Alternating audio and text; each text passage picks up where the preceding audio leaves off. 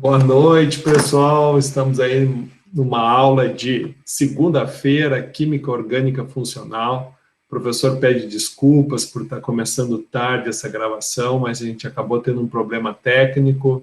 A Microsoft acabou me informando que precisava atualizar o sistema, justo agora no início da aula. Então, acabei caindo, acabei saindo, mesmo que o Meet, o Google permitisse eu continuar aqui, mas eu não estava conseguindo abrir os outros arquivos, e começou a travar tudo, daí, infelizmente, não tive como permanecer com vocês. Eu acabei saindo, mas agora estamos de volta aí.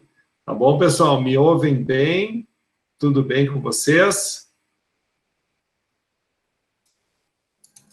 Tudo tranquilo. Tudo certo, professor.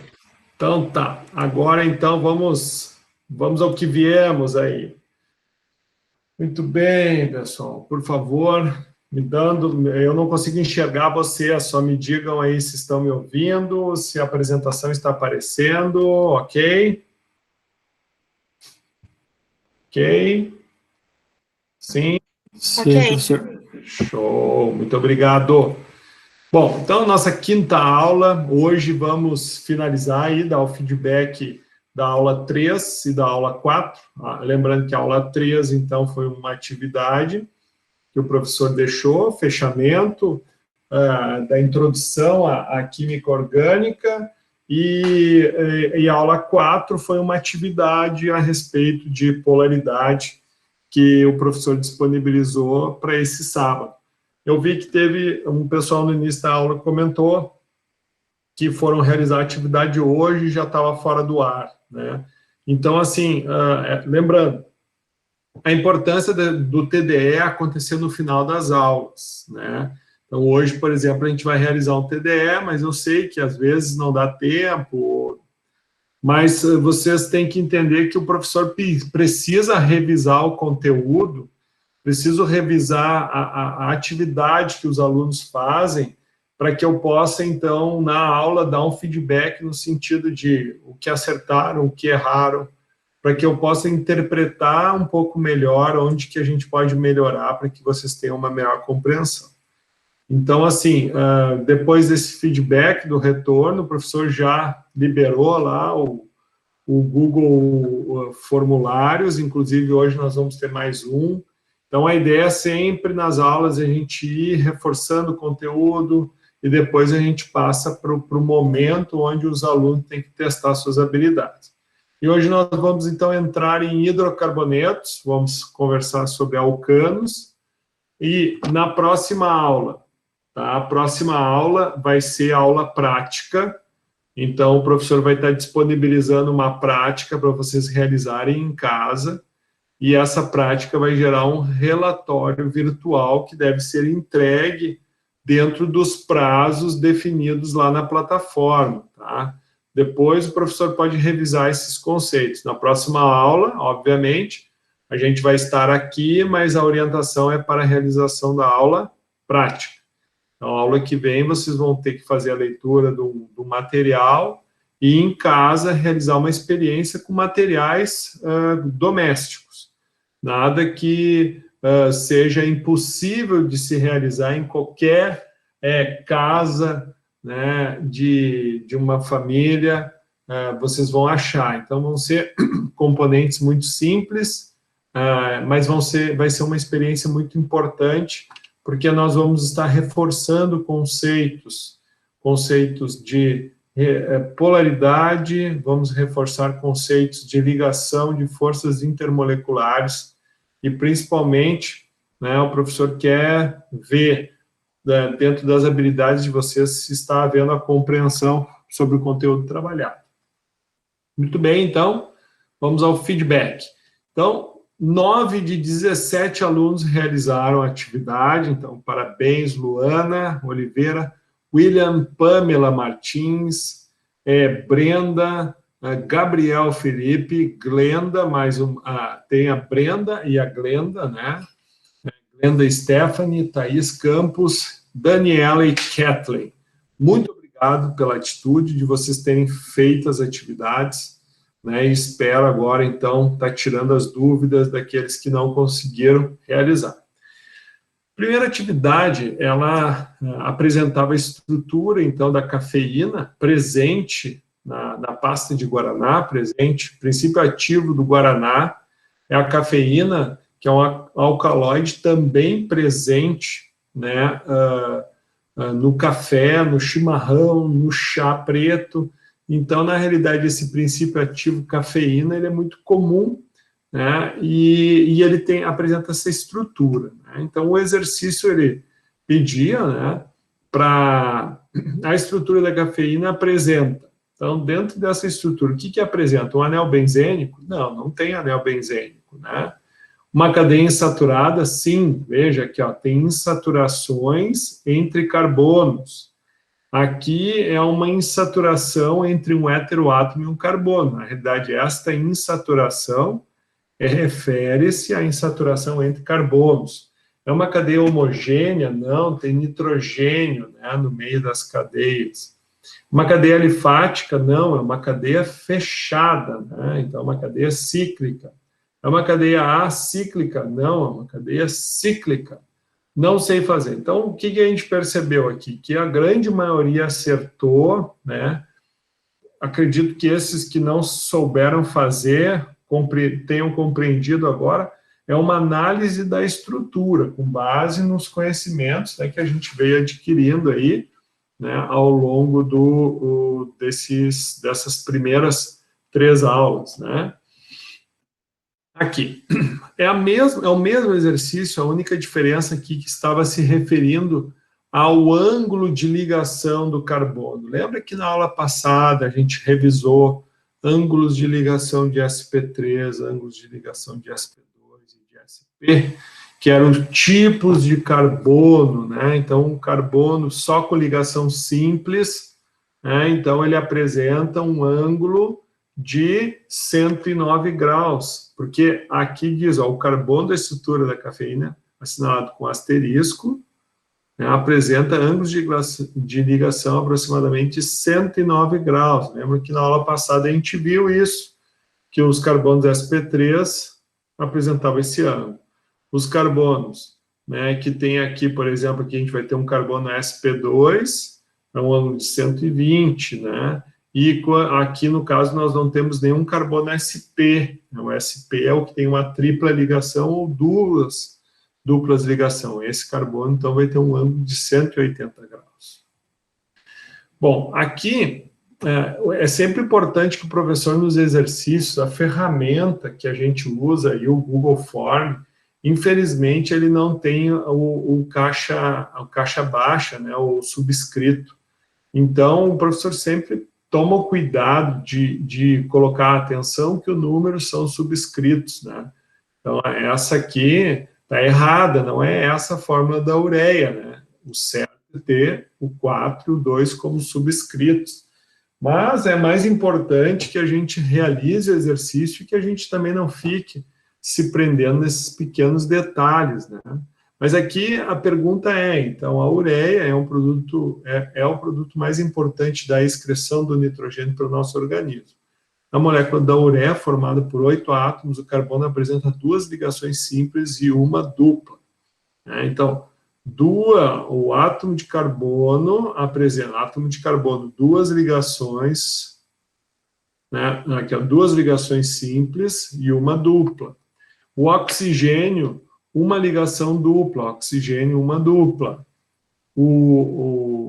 Cada átomo de nitrogênio, 3 ligações simples. Então, é uma ligação simples com carbono e mais 2 ligações simples com hidrogênio, né? E cada átomo de hidrogênio, que é esses Hzinhos aqui, uma ligação simples. Átomos iguais não se ligam entre si. Realmente, não tem ligação entre átomos iguais. A respeito desse composto, é correto afirmar que é correto afirmar que apresenta ligações exclusivamente covalentes, né? Então, mais de 50, então, conduz bem a corrente elétrica no estado sólido. Não, pessoal, não conduz bem. Estado líquido até se ioniza um pouco, mas se ioniza pouco. Tá? Aqui, as ligações dentro das moléculas são as ligações dentro das moléculas. São do tipo covalente iônica. Iônica, não, só covalente, tá? Então, a grande maioria acertou, e esses 22% que erraram, então entenderam que tu precisaria obrigatoriamente estruturar, né? Estruturar, que nem o professor fez aqui, Aurélio, né? Todos os componentes representados pela fórmula abaixo são formados por moléculas que no estado líquido estão unidas entre si por pontes de hidrogênio. Então, lembrando, as moléculas que vão formar pontes de hidrogênio têm um hidrogênio ligado a um átomo extremamente eletronegativo, que nós podemos chamar o FON, né, que é flúor ou oxigênio ou nitrogênio. Então, essa ligação é fundamental para que ocorra, tá, as pontes de hidrogênio. Porém, o exercício ele quer saber, exceto, então, quem não vai realizar ponte de hidrogênio? São aqueles que não têm o oxigênio ligado, né, o hidrogênio ligado ao oxigênio, o hidrogênio ligado ao flúor ou ao nitrogênio. No caso aqui, ó, a água é ponte de hidrogênio, né? Vamos. Deixa eu abrir aqui o nosso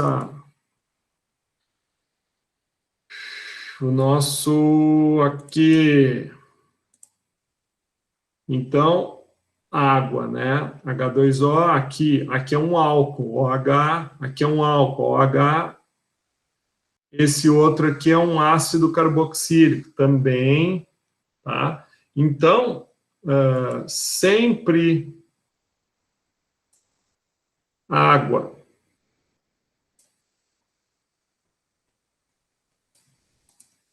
Aqui, né? Sempre a água. Olha aqui, ó. Então, o que vai acontecer? Se a gente tiver outra molécula de água,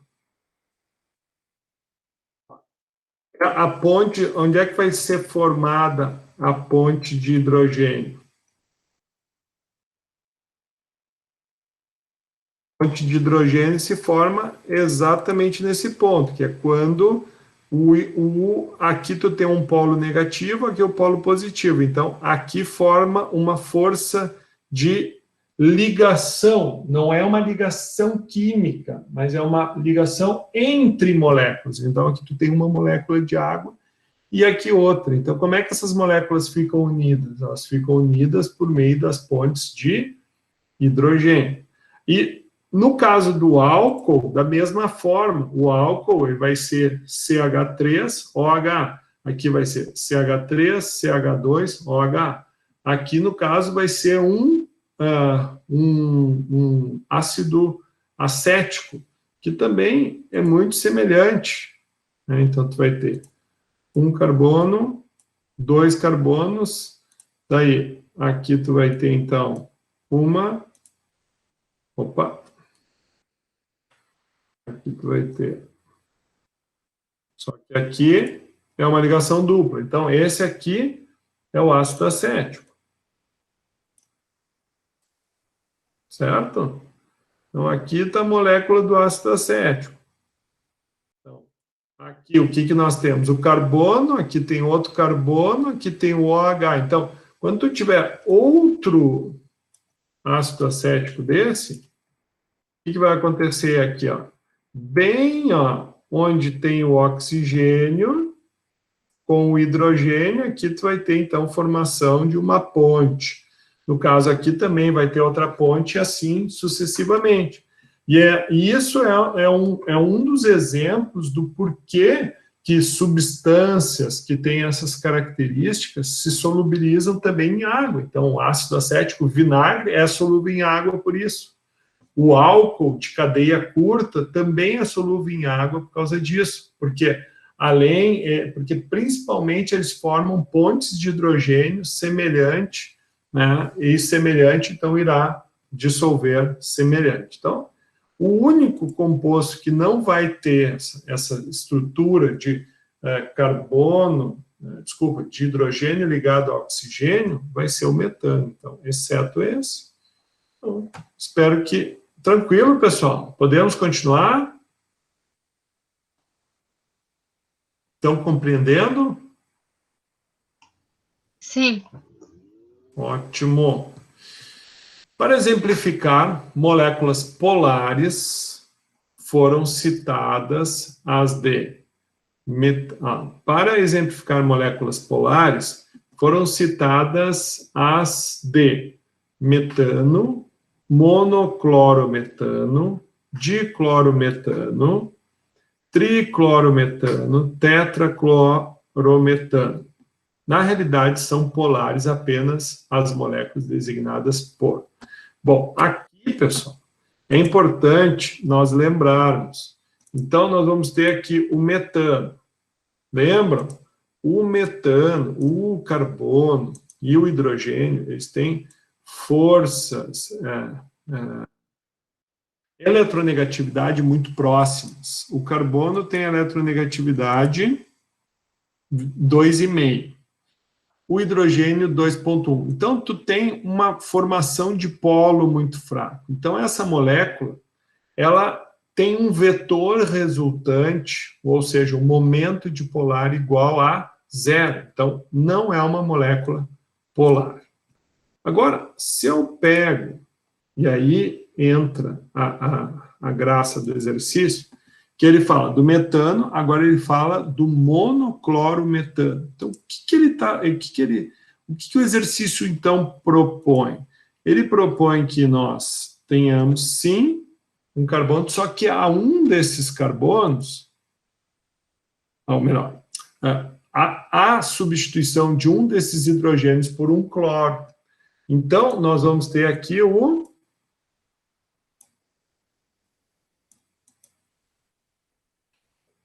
clorometano.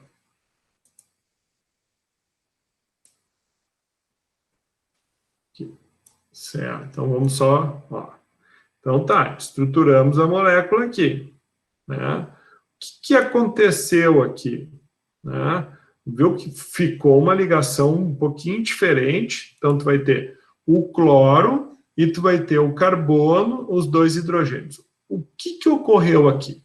O cloro tem eletronegatividade 3,5. Então, o vetor resultante vai dar um momento de polar diferente de zero. Isso quer dizer o quê? Que tu vai ter um polo negativo aqui e um polo positivo aqui. Então, tu vai ter uma força, né, que é o vetor resultante do sentido do negativo para o positivo. Então, tu tem uma polarização. Se é polarizado, o que nós temos aqui? Uma molécula polar. Daí o exercício diz o seguinte, que tu também vai ter o diclorometano. Então, veja, quando a gente tiver a situação, então, do diclorometano, mesa dinâmica, vai ter aqui, só que agora nós vamos ter dois átomos de cloro. Então, como é que vai ficar essa molécula aqui? Ó, notem. Olha aqui. Então, ela ainda, ela é vendo a estrutura. Então, tu imagina, ela é bem diferente.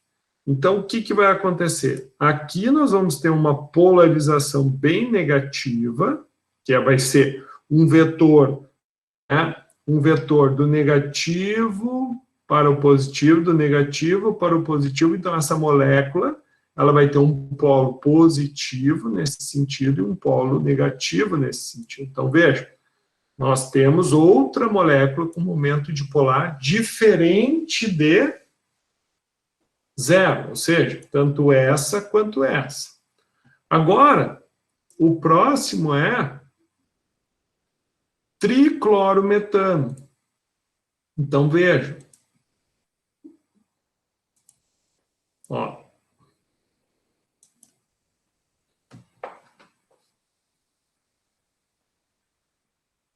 sistema hoje está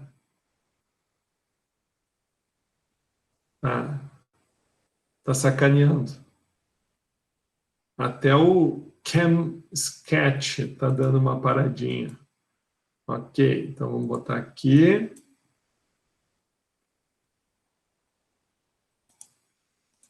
Carbono. Feito, querido. Ok.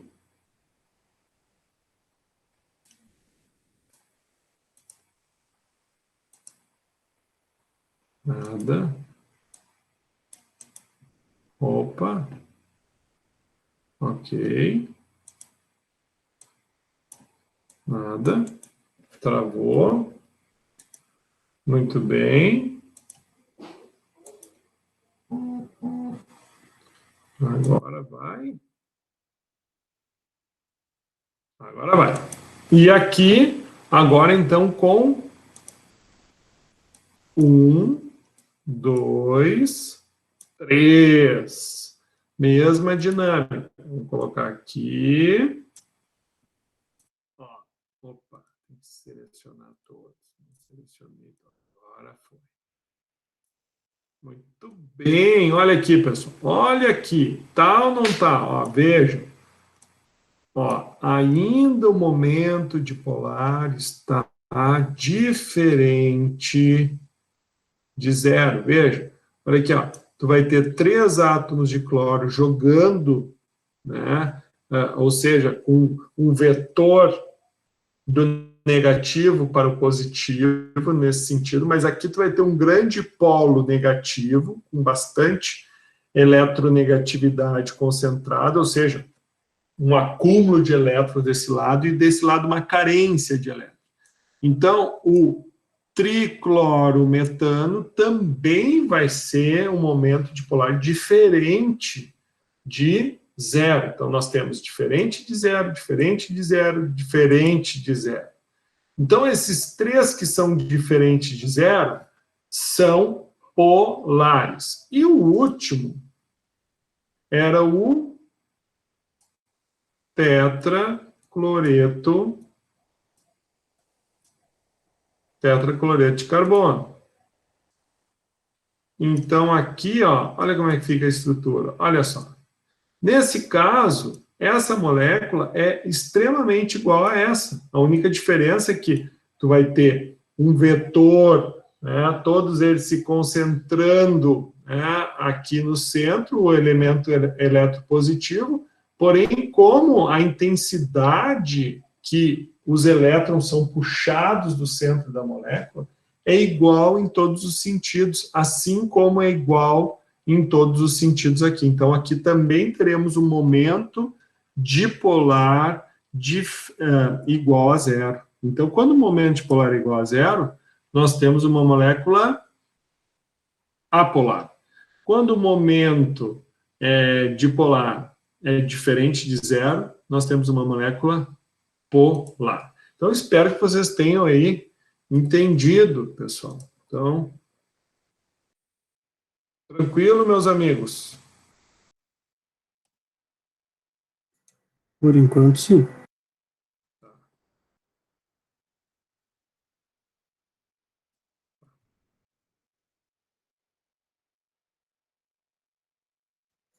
Ótimo. Tá falhando aqui para mim, professor. Tá falhando o áudio? Tem hora que não vem nada. Tá. Deixa eu dar uma espiada, ver como é que tá a minha internet aqui. Muito bem. Muito bem. Tá. Vamos ver aqui como é que tá a internet. Todo mundo aí me ouvindo bem ou tá falhando aí também, pessoal? Pamela, Felipe, Gabriel, Glenda, Marlon, Thaís. Agora tá ok, mas eu antes dei uma baixada num tom. Tá, por favor, sempre me avisem. Querem que eu repita alguma coisa ou vocês conseguiram ouvir o que nós estávamos vendo? Deu para ouvir tudo, senhor. Foi mais quando tu perguntou da internet mesmo é que travou, mas voltou. Tá bom. Hoje tá... Olha aí, até o PowerPoint está travando. Não sei, vou ter que dar mais uma reiniciada depois. Vamos lá. Isso aí, vai dar tudo certo, pessoal. Muito bem. Então, o importante é isso, tá, pessoal? Quando a gente está querendo ver se a molécula é polar ou apolar, é fundamental a geometria, né? E, obviamente, a eletronegatividade, né, dos elementos. Então, sempre vocês têm que estar atentos e cuidando esses detalhes aí. Um momentinho que ele está salvando aqui. Tá. Pessoal que, enquanto isso, vocês me ouvem aí, né? Sim.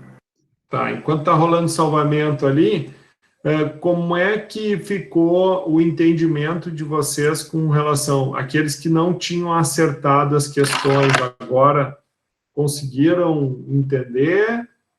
Que eu vi aqui que teve erros, né? O pessoal que errou conseguiu compreender, aqueles que lembram, obviamente, né? Se erraram ou não. Tranquilo? Ninguém quer dizer que errou?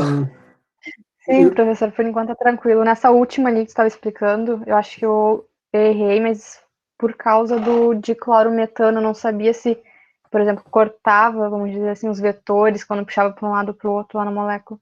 Não sei se dá para me ver. O bacana é que quando a gente bota ela para girar aqui, aí que é bacana, né? A gente, que é bacana a gente ter, né, digamos assim, o software em funcionamento, porque, peraí que aqui, porque aqui, ó, que nem tu mesmo.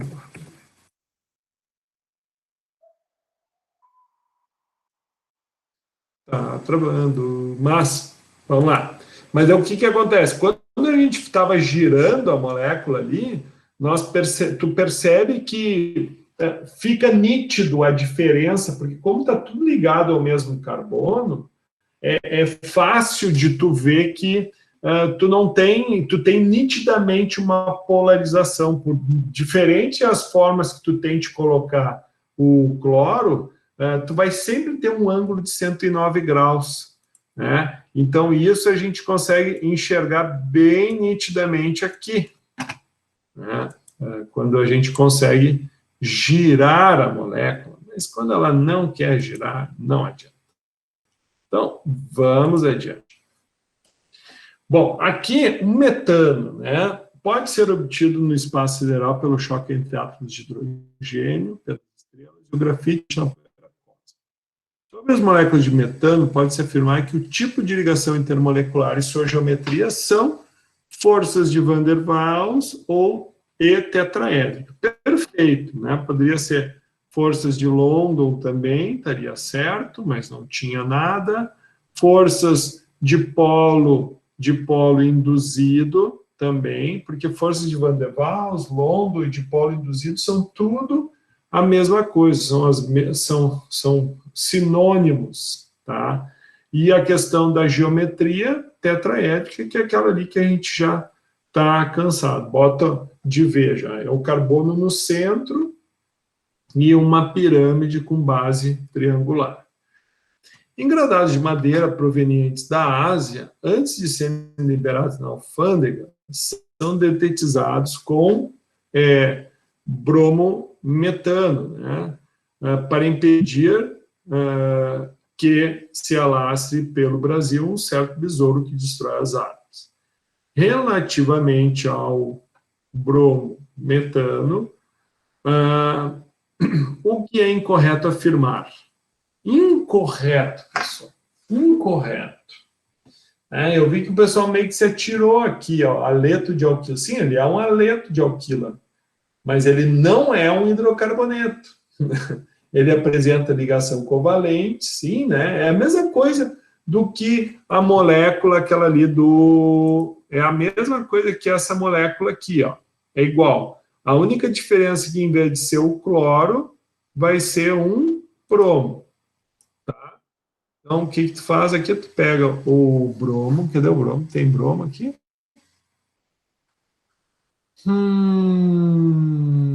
Será aqui o bromo? Tu vê? Eu falei com ele, ele ouviu. Ó, aqui. Olha só. Igualzinho, ó, até, ó. Então, da mesma forma, o bromometano, assim como o clorometano, também vão ser polares. E o tipo de ligação, só ligação covalente. É uma molécula polar. É o bromometano. Perfeito. Então, espero que tenham entendido. E esse pessoal tem que prestar atenção. O que é incorreto, pessoal. Então, espero que tenham compreendido aí. Tá? Essa próxima aqui, ó.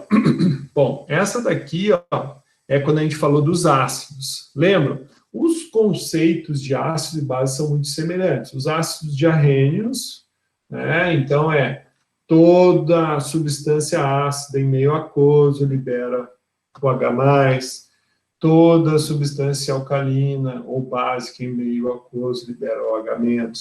Deve um conceito de Bronsted-Lowry, que é o quê? Que os ácidos são doadores de próton, que é o H, né? E que a base é o receptor desse próton. Então, tu vê que a teoria de Bronsted-Lowry acaba envolvendo a teoria, né, de Arrhenius. E, por último, a de Lewis é com relação ao par de elétrons, né? Então, uma substância que tenha um átomo que tem um par de elétrons livres, então, aquele que tem o par de elétrons livres, né, ou seja, é o que irá, o que disponibiliza o seu par de elétrons para outro elemento, né, realizar uma ligação, realizar uma reação. Então, o receptor de par de elétrons vai ser o ácido, e o doador de par de elétrons, então, vai ser a base. E aqui o exercício ele se refere à espécie de Bronsted-Lowry. Então, o que nós temos aqui? Ó? Uma substância e um ácido fluorídrico. Então, quem é que vai receber o H? Não vai ser essa espécie, porque esse H ele vai passar para cá, para formar o ácido acético. E o flúor, né, aqui, vai ser nada mais, nada menos do que a espécie conjugada. Então, aqui a gente vai ter o ácido forte e do outro lado nós vamos ter uma base fraca. Aqui vamos ter uma base forte, do outro lado um ácido fraco. Então, é nesse sentido que a teoria de Bronsted-Lowry é trabalhada. Que nós vimos na aula passada, a gente tem o reforço do conteúdo no livro, né? Mas eu vi que a grande maioria acertou. E é exatamente isso. Então, quais as espécies que podem ser consideradas bases segundo os conceitos de Bronsted-Lowry? Então, 55% da turma acertou. Ok? Aqui, ó, o HF, tanto na definição de Arrhenius, quanto na definição de Lewis, quanto na definição de Bronsted-Lowry, HF, ácido fluorídrico, é ácido, jamais é base, viu, pessoal? Então, por favor, isso aqui a gente tem que prestar bem atenção, não é difícil de acertar, tem que... Ó, aqui eu já dei a resposta prévia aqui, né? Então, no conceito, na definição de Bronsted-Lowry, todo ácido forte forma uma base fraca, toda base forte forma um ácido fraco. Então, sabe-se que em água alguns ácidos são melhores doadores de prótons que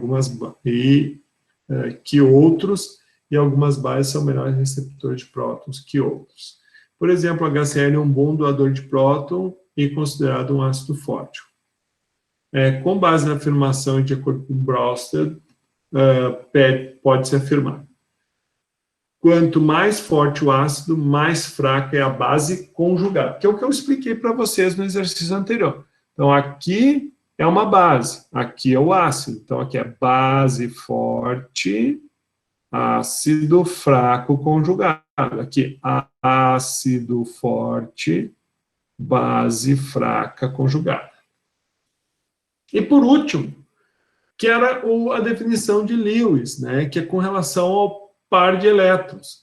Então, lembram que o nitrogênio, ele tem 5 elétrons de valência, ou seja, 5 elétrons na última camada, ele realiza 3 ligações covalentes para fechar os 8 elétrons de valência, né? Então, ao realizar, lembram lá, ó, vamos pegar o exemplinho aqui, ó, nitrogênio, ó, ele vai ser sempre assim. Então, se eu pegar aqui e girar ele, por que a geometria dele é assim? Por que é uma pirâmide? Porque em cima do nitrogênio aqui, ó, tem um par de elétrons livres. Por quê? Porque o nitrogênio, ele tem 5 elétrons na última camada, certo? Ele tem 5 elétrons na última camada. Então, 5, 6, 7, 8. Então, por isso que ele faz 3 ligações covalentes. Cada ligação covalente, ele ganha um elétron. Então, ele tem 5, ele fez 3 ligações covalentes, ele acabou ficando com 8 elétrons, né, que é a regra do octeto. Para a gente entender um pouquinho melhor. Mas por que ele não ele poderia ser um trigonal planar, que nem o carbono sp2? Por que ele não é? Porque aqui em cima tem esse par de elétrons. E esse par de elétrons, então, vai conferir à amônia, né, uma basicidade, que, segundo a teoria de Lewis, nós teremos, então, uma base, aquela molécula ou aquela substância que doa o par de elétrons. E a outra espécie, então, que recebe o par de elétrons, vai ser chamado de ácido de Lewis. Então, aqui é base e aqui é base, né? Então, os 3 ali são bases, e esses outros 3 aqui, então, são os ácidos de Lewis. Ok, pessoal? Tranquilo? Hã? Como é que estão? Deu para conseguir acertar? Por enquanto, sim, senhor. Por enquanto, né? Só a Pamela Martins, o resto do pessoal... Tranquilo, professor. Tá tranquilo. Bom. Ótimo, pessoal, que bom. É muito importante o retorno de vocês. O semipresencial, que foi sábado passado, esse aqui ficou pesado, só 17% fez. Mas Daniela, Kathleen e William, muito obrigado pela atitude de vocês, lembraram lá, fizeram. Lembrando, pessoal, o calendário, ele está disponível para vocês. Tá? O calendário, ele está disponível. Deixa só o professor abrir aqui. Só para mostrar para vocês que daí alguém pode dizer assim, bah, professor, mas tu não avisou, pessoal, todas as disciplinas que o professor trabalha com vocês, o professor já tem um calendário certinho, foi a primeira aula que nós conversamos, né? Então, por isso que eu falei para vocês, aula que vem nós temos aula prática, não faltem, pessoal, aula prática.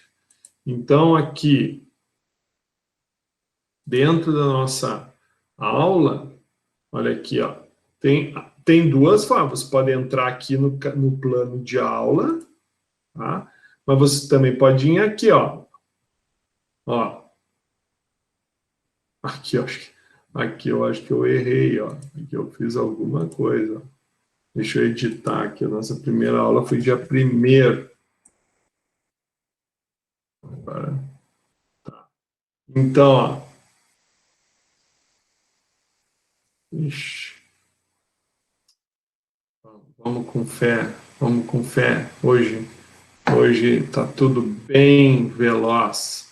Ó, então aqui foi, ó, Aqui também, ó, aqui que eu falei para você, aula semipresencial dia 20, ó, dia 22 é a aula 5, que é a aula de hoje, ó, relatório virtual, então nós temos aula prática valendo nota semana que vem, 7, 8, ó, semipresencial de novo. Então, pessoal, não tem desculpa, esqueceu porque não olhou, tem que olhar lá, tá?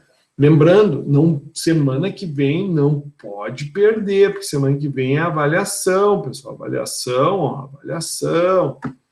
Então, aqui vai ter as orientações, mas na realidade a entrega do relatório é feita aqui, ó. Aqui nós temos a entrega do relatório virtual, que vai do dia 29, bem na segunda, até o dia 5. Então, a gente vai ter aí uma semana para finalizar o material, mas não pode deixar para a última. Se deixa para a última, não dá tempo para fazer. Tá? Então, abrir para nós. O quê? A semipresencial da semipresencial. Mas porque, que eu falei, eu faço as duas orgânicas, né? E daí eu anotei aqui semipresencial orgânica. E daí eu fiz a da outra, porque as duas tinham no sábado. E eu anotei.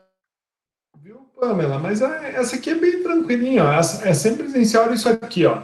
Das duas substâncias, metano e clorometano, ó, qual é a que apresenta maior atração intermolecular? Né? Daí você tinha que justificar. Então, essa aqui é uma molécula apolar. Essa aqui, por tudo que a gente já viu, né, é uma molécula polar.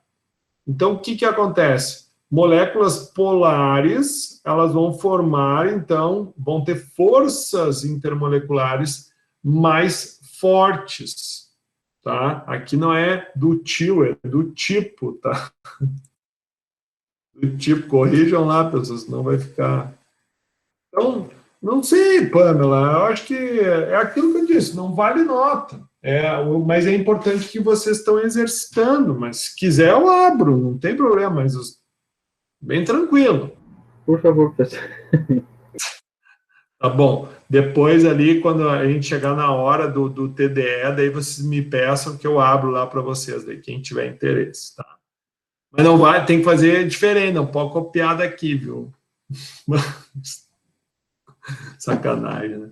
Bom, mas é isso aí, ó. Pois suas moléculas são polares. Então, dando origem a uma atração intermolecular do tipo de polo permanente, que é uma força intermolecular mais forte.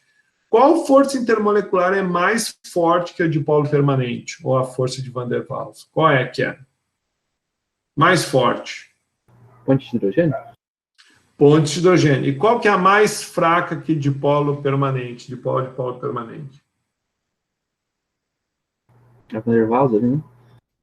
Não, Van der Waals é essa aqui. Dipolo induzido?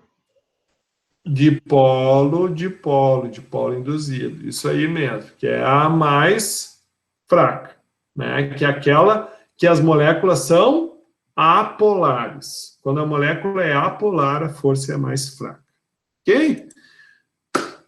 Ótimo, pessoal. Agora sim, hidrocarbonetos. Tem uma disciplina que eu acho que vocês vão cursar, talvez, que é processos petroquímicos. Lá a gente fala bastante de hidrocarbonetos, né, principalmente por causa que ele é a matéria-prima, né, base para a indústria petroquímica, base do petróleo. Mas essa palavra hidrocarboneto vem do quê? Da origem, ou seja, da composição básica desses tipos de substâncias, que é exclusivamente formado de carbono e hidrogênio. Então, os hidrocarbonetos vão ser basicamente 3 tipos, tá? Os alcanos, que vão ser carbonos sp3, tá? Que pode ser fechado, pode ser aberto as cadeias, mas é os alcanos. Vai ter os alcenos, tá? Dentro de hidrocarbonetos ainda. Os alcenos, que daí vai ter no mínimo um carbono sp2, tá? Então, no caso vai ter 2 carbonos sp2, né? Para se ligarem entre si. E daí esse carbono sp2 ele vai realizar então ligações duplas, uma do tipo sigma e a outra do tipo pi. E daí esse vai ser os alcenos, que também pode ser cadeias abertas ou cíclicas. E, por último, né, os alcinos, que daí eles vão ter, no mínimo, dois carbonos. Não, no mínimo um carbono SP ou dois carbonos SP, que é aqueles que realizam ou uma ligação tripla entre si, daí vai ser 2sp, tá certo? São 2sp. Então, um alcino, um alquino, vai ter, então, uma ligação tripla entre dois carbonos ou duas ligações duplas entre, entre três carbonos, né, no caso. Então, esses hidrocarbonetos, né, então, vamos começar falando dos alcanos. Então, o alcano também pode ser chamado de hidrocarboneto parafínico, né? Então, são substâncias parafínicas, saturadas. Então, o hidrocarboneto acíclico, cadeia aberta e saturado, ou seja, só tem ligação simples entre os carbonos. A fórmula geral é CnH2n mais 2. Isso quer dizer o quê, pessoal? Isso quer dizer o quê? Por exemplo, isso aqui quer dizer o seguinte, ó. Se eu tiver deixa eu aumentar aqui. Se eu tiver um se eu tiver 18 carbonos, a fórmula ali não é H2 vezes N mais 2. Isso quer dizer o quê? Que se o meu N é 18, então aqui eu vou ter 18. Então, quantos hidrogênios eu vou ter se um alcano, estou falando no caso do alcano, eu tiver 18 carbonos? Quantos hidrogênios eu vou ter?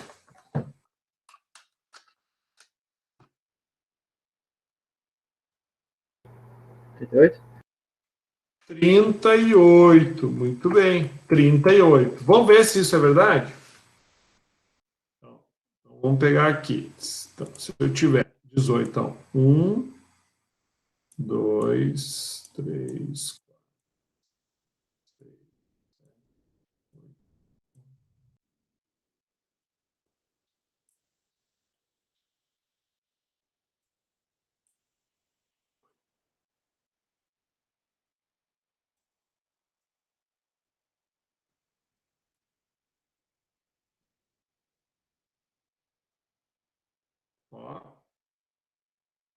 Então, essa é um alcano saturado, estão vendo aí, ó, um alcano saturado com 18 carbonos.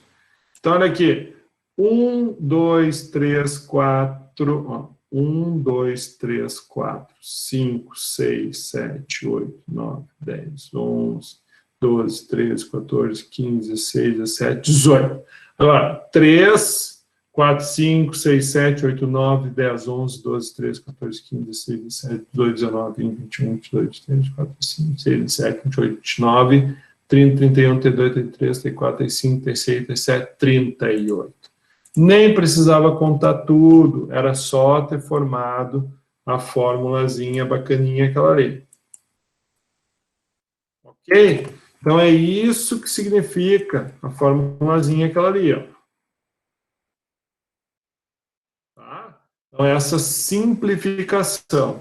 Bom, outra curiosidade, a parte constituinte do petróleo e do gás natural é um importante combustível, GLP, gasolina, querosene, ela diz ponto de partida para a indústria petroquímica. Como é que funciona a nomenclatura desses caras? Pessoal, isso aqui tem que decorar, não tem outra alternativa. Quando a cadeia for normal, não tiver ramificação, e tiver um carbono, 2, 3, 4, 5, 6 e assim por diante. Então, vai ser match, et, prop, but, pent, ex, ept, oct, non, dec, undec, dudec, tridec, tetradec, pentadec, hexadec. E assim vai até aqui, ó, hectano. Então, são 98, 99, 100 carbonos. Então, outra curiosidade, os alcanos, então, eles terminam em -an e ano. Né? O que significa o ano? Ligação simples hidrocarboneto. Então, met, et, prop, but, ano. An, alcano, O de hidrocarboneto. As ramificações. Lembra que eu falei para vocês que tem cadeias normais e cadeias ramificadas. Então, uma cadeia ramificada é, por exemplo, aqui, ó, a cadeia normal é sempre a que tem um maior número de carbonos. Então, se tu vê, ó, 1, 2, 3. 1, 2, 3. Então, tanto faz. Então, aqui, 3 carbonos, uma ramificação. Aqui, ó, 1, 2, 3, 4. Então, aqui nós temos 4, uma ramificação. Aqui, nesse caso, a nossa cadeia é uma cadeia de 3 carbonos, mas tanto faz aqui, quanto aqui, quanto aqui. Ou seja, nós vamos ter, no caso aqui, 2 ramificações. Aqui vai ser aqui a cadeia principal e uma ramificação. Só que esta nomenclatura que vocês estão lendo aqui, ela não digamos, a que vocês vão aprender, mas é muito ainda usual. Então, se vocês forem trabalhar no polo petroquímico, se vocês forem trabalhar aqui na Refap, se vocês forem fazer um concurso público, é muito comum aparecerem esses nomes de substância. Então, aqui nós vamos ter uma posição iso. Iso é essa posição aqui, ó, essa posição aqui é iso, CH, CH3, CH3. Essa posição é iso, por que é butano? But, porque é 4, então é iso, butano. Aqui, ó, posição iso, por que é pentano? Porque são 5 carbonos, 3 mais 2, 5. Neopentano é essa posição que tu tem um carbono terciário, lembram lá? Desculpa, um carbono quaternário, ou seja, é um carbono ligado a outros 4 carbonos. Então, esse carbono quaternário, ele é chamado, então, de quantos carbonos são? 5. Pentano. Esse aqui, ó, posição iso de novo. Iso, só que quantos carbonos tem? 6. Então, isohexano. Então, esses aqui são nomes de substâncias que ao normal, depois a gente vai ver, aqui seria 2-metilpropano, né? Aqui seria 2-metilbutano, e assim sucessivamente. Aqui seria 2,2-dimetilpropano.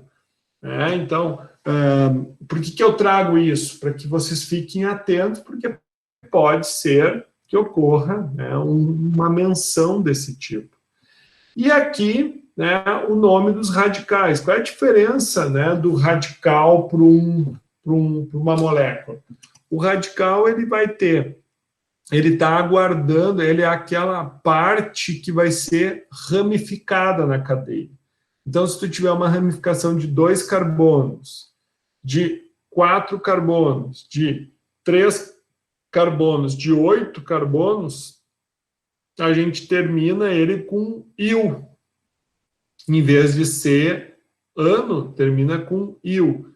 Ou ila, né? Então, esse aqui é um radical etila, utila, propila, octila, e assim por diante. Aqui, ó, isopropila, ou isopropil, isobutil, secbutil. Então, o sec aqui, ó, é quando tu tem um carbono secundário, ó, e aqui vai estar ligado na cadeia, né? Então, essa é a posição secbutil.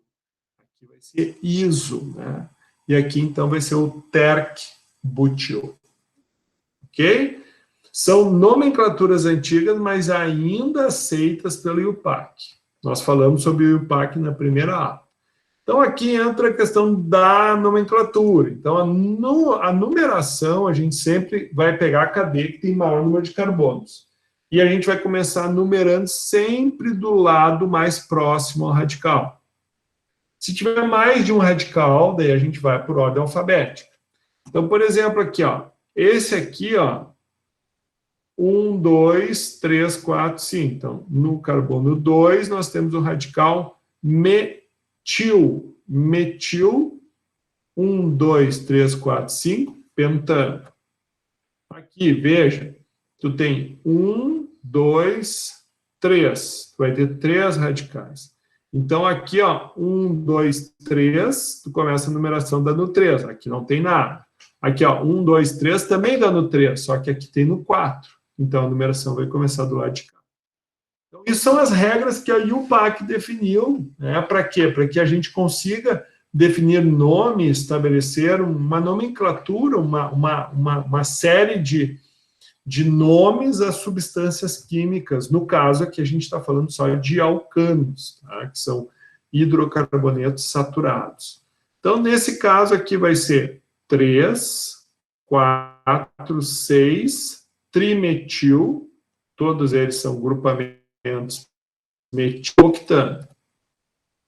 Aqui é a mesma dinâmica, ó. Então, no caso, ó, o segundo tem 2 radicais, porque aqui também estaria no segundo, só que aqui só tem 1, ó. Então, por isso que o nome ficou 2, 2, 4, trimetil, pentano. Aqui, veja, aqui nós vamos ter mais de um radical livre, ó, mais de um radical livre, não, desculpa, de uma ramificação. Então, tem a ramificação metil, CH3, CH3, tem a ramificação etil, CH2, CH3, e tem a ramificação com 3 carbonos, propil. Então, CH2, CH2, CH3, propil. Então, ó, a gente, se começar a numeração daqui, 1, 2, 3, 4. Então, começa daqui, ó, 1, 2. Então, vai ser primeiro por ordem alfabética. Então, aqui é metil, aqui é propil, aqui é etil. Então, começamos pelo etil. Então, é 3 etil. Ó, depois, quem é que vem? O P ou o M? Vem o M primeiro. Então, vai ser 2, 3, dimetil, porque o di não é da nomenclatura. O di quer dizer que tu tem 2 no grupo metil, por isso que é di. Né? Se for 3 é tri, se for 4 é tetra, e assim por diante. Por último, propil octano. Por quê? Porque são 8 carbonos. Aqui, olha as estruturinhas que a gente já está trabalhando, né? Então, bem tranquilo também, ó. Veja, cadeia principal aqui, ó. 1, 2, 3, 4, 5, 6, 7, 8. São 9 carbonos. Se subisse para cá, daria, ó, 6, 7, 8. 7, 8. 7. Então, a cadeia principal é essa mesmo. Então, aqui vai ser, ó, esse... Aqui tu tem 1 carbono, 2, 3, 4. Então, tu tem um terc, butil, e aqui tu tem um metil, né? Então, o terc é o posicionamento, né, de como vai ficar, né, um carbono ali, né, que vai estar ligado, né, com 3 grupos metil aqui. Então, 1, 2, 3, 4 carbonos, terc-butil, 2 metil. Então, o B vem primeiro, o terc é só em termos de posicionamento, assim como o dia, que ele não entra na ordem alfabética. Aqui é a mesma coisa, então, escolheu a cadeia principal, né? Aqui, no caso, é um exemplo de como que tu define a nomenclatura de uma ramificação. Se tu tiver uma cadeia muito grande, né, e a essa cadeia muito volumosa, tu vai ter um outro grupamento, né, onde tu vais nomear como se fosse uma cadeia, porém, em vez de tu terminar em decano, tu termina com dec, né, de 10 carbonos, il ou ila, né? Então, il tu utiliza quando tu tiver, por exemplo, sei lá, 7 etil, 4 metil decil, duodecano. um exemplo de uma substância. Agora, se tu quer falar só do radical, né, somente da ramificação, é 7-etil-4-metildecilo. Tá? Aqui, mesma dinâmica, ó. Então, a definição, né, a posição 5, 2, 2,2-dimetil, 1, 2, 3, propil, 6, 1, 2, etil, no caso 11 carbonos, 1 decano. Porque aqui é a forma correta para a gente estar expressando, né? Aqui, 3 etil, metil, 8 metil, decano. Bom, aquilo ali, pessoal, é repetição, tem que fazer, tem umas coisinhas ali que tem que meio que dar uma decoradinha, né? Mas como não é o objetivo tu decorar nada, tu tem que, então, entender a lógica, né? Primeiro tu tem que definir o número, primeiro tu define o radical, né? A posição do radical, primeira coisa, posição do radical, primeira coisa, qual é a cadeia principal? Tem ramificação? Tem. Começa nomeando os radicais, que são as ramificações. Numera a cadeia. Onde é que está o radical? Define o nome do radical. Depois, quantos carbonos tem a cadeia principal? Dá a sigla. E termina com ano. Né? Agora, quando a gente fala de alcanos cíclicos, aqui nós estamos falando de ciclanos, cicloalcanos ou parafinas. Tá? Então, já mais 10 minutinhos a gente finaliza, tá? Então, são hidrocarbonetos cíclicos de cadeia aberta e saturada. Mas veja, qual é a diferença? Aqui nós temos ciclo, tá? E a fórmula muda. Ó. Como a gente fecha a cadeia, a gente perde dois hidrogênios, né? Então, por exemplo, aqui, né, tu vai ter 1 carbono, 2, 3 carbonos. Quantos hidrogênios tu tem aqui? Ó? 1, 2, 3, 4, 5, 6. Então, quando tiver 3 carbonos, tu vai ter 6 hidrogênios. Ou seja, 3 carbonos, 2 vezes 3, 6. Fechou. E assim, sucessivamente. A questão da nomenclatura segue igual, a numeração sempre vai começar onde está mais próxima ao radical. A ramificação, então, 1, 2, dimetil, 1, 2, 3, 4, 5, ciclo, por quê? Porque é cíclico, pentano. Então, aqui, mesma coisa, ó, etil, metil, então começa com etil. 1, etil, 3, metil, e ciclo, hexano. Bom, com relação às propriedades físicas dos alcanos. Então, os alcanos são compostos pouco polares. Lembra que a gente falou isso, né? Por quê? Por causa das características. Carbono e hidrogênio, só o que eles têm. As forças, então, de atração, né, vão ser forças do tipo dipolo induzido, dipolo induzido. Lembra que eu falei para você, sempre que a gente falar de dipolo, a gente também pode falar forças de London ou de Van der Waals. Tá? Então, é um tipo, foi as pessoas que falaram pela primeira vez dessas forças, né? Então, a gente tem que sempre associar. Lembrando que Van der Waals tanto pode ser para dipolo induzido ou dipolo, né, permanente. Mas, para não causar essa confusão, a gente tem que sempre lembrar. Fracas serão aquelas que são dipolo induzido. Por que é dipolo induzido? Porque as moléculas são apolares.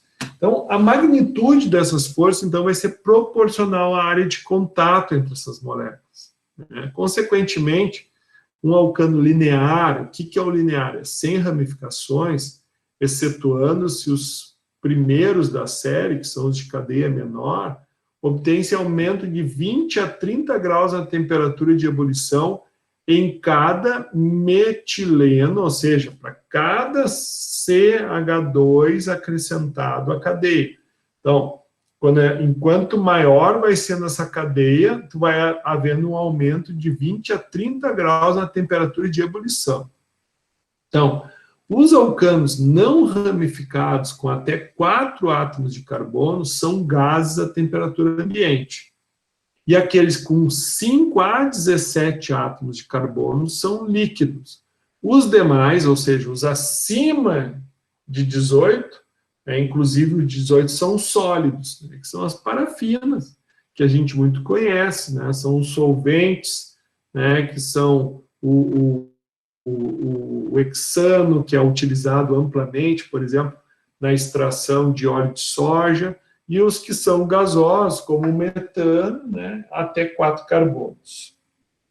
Então, os alcanos de mesmo número de átomos de carbono, a temperatura de ebulição diminui com o aumento do número de ramificações. Então, quanto mais ramificado ele for, isso quer dizer o quê? Que diminui as forças intermoleculares. Por que diminui as forças intermoleculares? Porque tu vai ter um impedimento estérico. Então, o dipolo induzido ele não vai funcionar tão bem. Então, quanto mais ramificado ele for e apresentando o mesmo número de carbonos, ou seja, vão ser isômeros, digamos assim, né? Menor, né, vai ser a temperatura de ebulição, então diminui com o número de ramificações. Como se pode observar, a variação da temperatura de fusão, que é o ponto de endurecimento, né, ou liquefação quando ele é sólido, com o aumento do número de átomos de carbono, não é tão regular como a observar na temperatura de ebulição. Isso se deve ao fato de que no estado sólido as forças de atração entre as moléculas não dependem somente do tamanho dessa, mas também da maneira como elas se agrupam, então da maneira como elas se fecham. A densidade dos alcanos, então, aumenta com o número de átomos, alcançando o valor máximo de 0,965 gramas por centímetro cúbico, no caso dos plásticos, como o polietileno, né? Polietileno, que daí ele já está saturado, né? Ele já tem somente ligações simples, ele não está mais com a insaturação, porque o polietileno a gente faz a partir do eteno, que é um alceno, mas daí depois que ele reage, as ligações duplas dele somem, então ele vira um alcano macromolecular, um polímero, né? E daí o que ocorre, pessoal? A densidade dele, ou a massa específica, é 965 quilos por metro cúbico, né? Ou seja, é menor que a densidade da água. Então aqui tem, ó, só para vocês entenderem, então olha aqui, aumenta o número de carbonos. O que acontece com o ponto de ebulição? Aumenta. O que acontece com o ponto de fusão? Aumenta também. E a densidade aumenta também. Então, quanto maior o número de carbonos a cadeia, maior vai ser a temperatura. Estamos falando de cadeias lineares, sem ramificação. Já isso aqui é muito interessante, as propriedades fisiológicas, né? Então, exibidas pelos alcanos variam de acordo com a extensão da cadeia carbônica. Então, a carbônica, por exemplo, o metano é aparentemente inerte do ponto de vista fisiológico.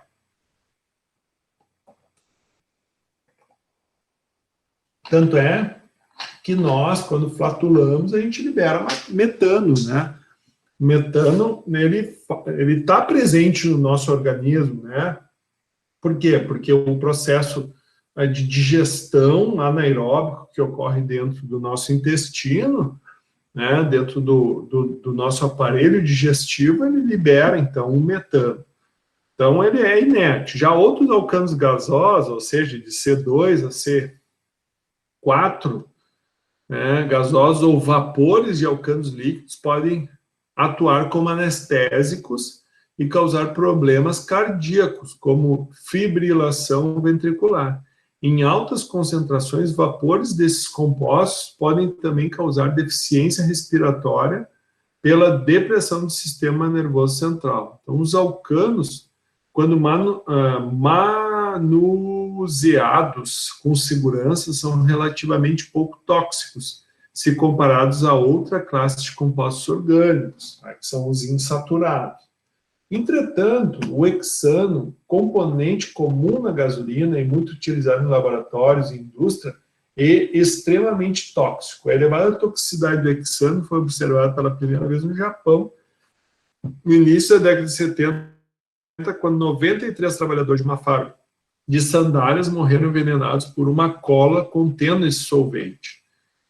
Então, posteriormente se verificou que a toxicidade do hexano se deve à sua oxidação no organismo humano, resultando na formação do hexan 2-ona, né? Isso aqui a gente vai ver depois, mas isso aqui é uma cetona e o hexano 2,5-diona, que isso aqui o que é uma cetona também. Então, essas cetonas, né, se formaram no organismo. Então, por isso, resultou nessa toxicidade. Foi alguma condição que se desencadeou.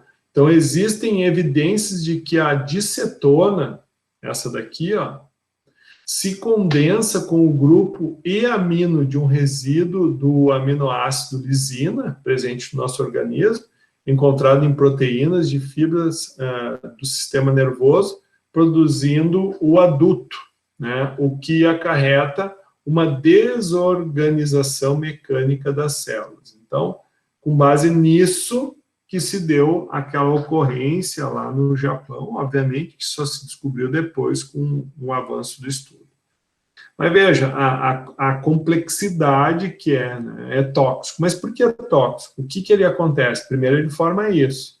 E isso aqui reage, então, né, com o aminoácido lisina, para gerar todo um problema.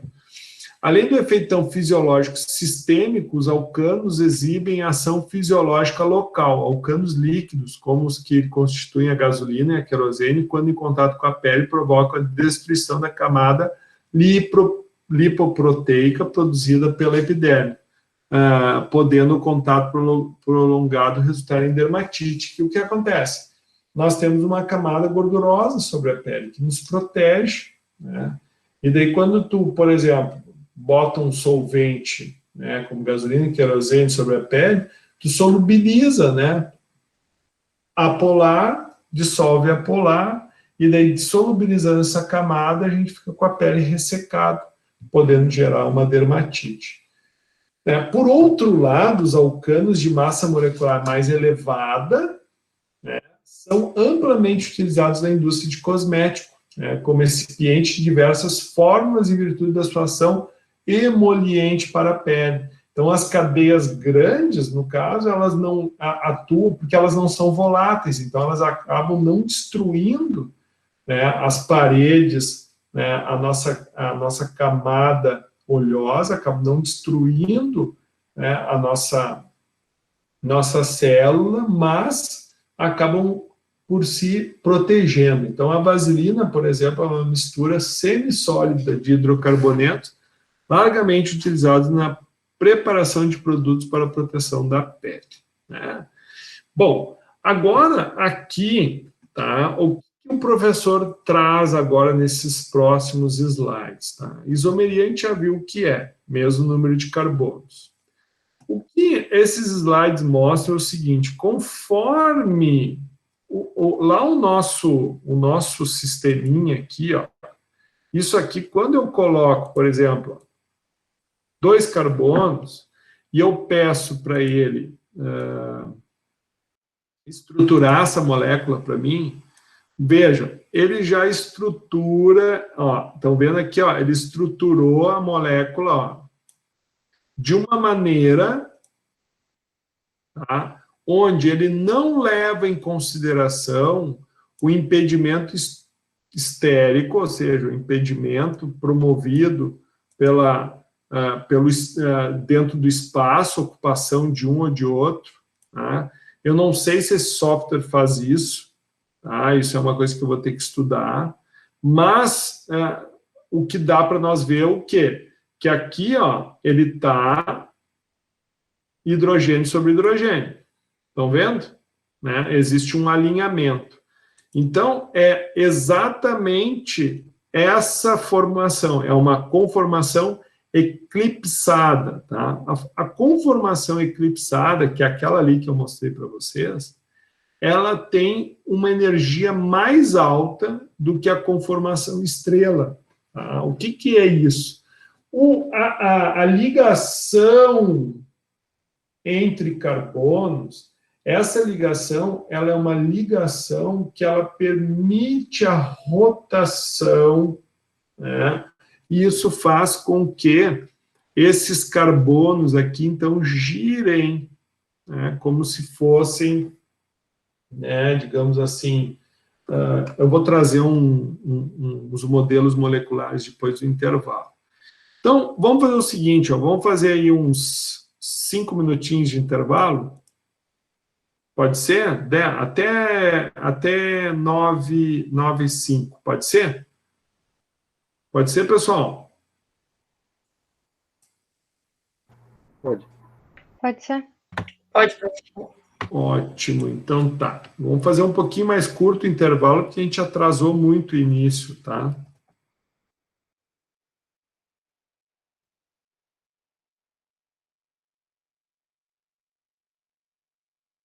Ok.